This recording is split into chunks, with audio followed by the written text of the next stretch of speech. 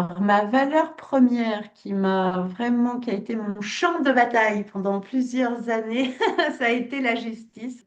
Vraiment, l'injustice me faisait sortir de mes gongs. Ça a été vraiment quelque chose pour laquelle j'ai œuvré. Et encore aujourd'hui, c'est très important pour moi qu'on aille vers un monde plus juste, plus équilibré. Et aujourd'hui, je dirais qu'il y a aussi la liberté.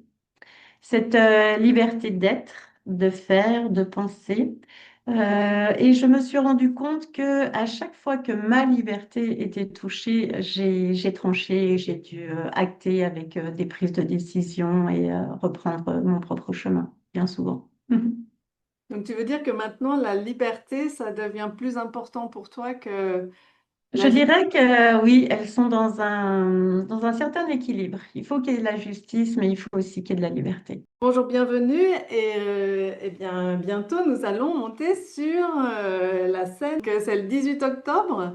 Et qu'est-ce que tu as à transmettre, si tu voulais, en quelques mots, donc, nous dire ce que tu as à transmettre lors de cette conférence?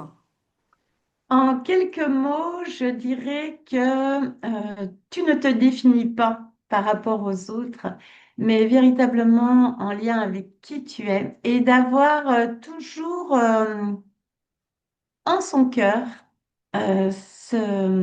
comment dire, de reconquérir en fait cette identité propre. Je parle vraiment d'essence, hein, de qui tu es et de le faire déployer, de le faire rayonner. Ça m'a remis dans cette magie en fait que j'adorais enfant de création et de co-création. Et voilà, donc c'est un joli clin d'œil. Je trouve que je suis aussi en train de revivre aujourd'hui en lien avec cette partie créatrice. Super. Donc, en fait, là, la conférence, elle te permet de te reconnecter à un don que tu as et que tu n'activais peut-être pas.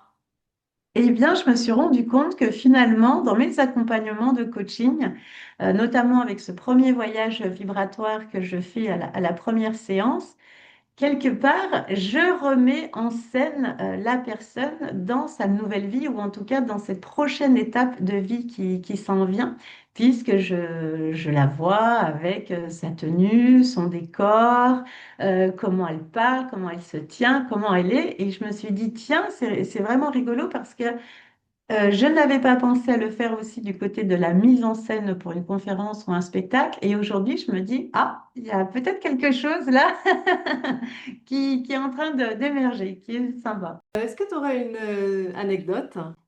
Alors, une anecdote. Quand j'étais petite, j'adorais créer des spectacles. Et le moment magique pour moi, c'était quand je disais que le spectacle commence. Et donc, je créais l'histoire, la mise en scène, les costumes. Et j'embêtais toujours les amis de mes parents, les invités qui étaient là, parce que forcément, à un moment donné de la soirée, il y avait ce spectacle. Et aujourd'hui, avec cette participation de cette grande journée de conférences, j'ai eu à cœur, j'ai vraiment eu de la chance de pouvoir partager avec certaines conférencières en fait des petits moments pour voir justement par rapport à cette mise en scène et par rapport aussi à leur tenue qu'elles allaient porter sur scène et comment elles allaient rayonner en fait ce message en corrélation directe avec qui elles sont. Et ça a été un moment merveilleux.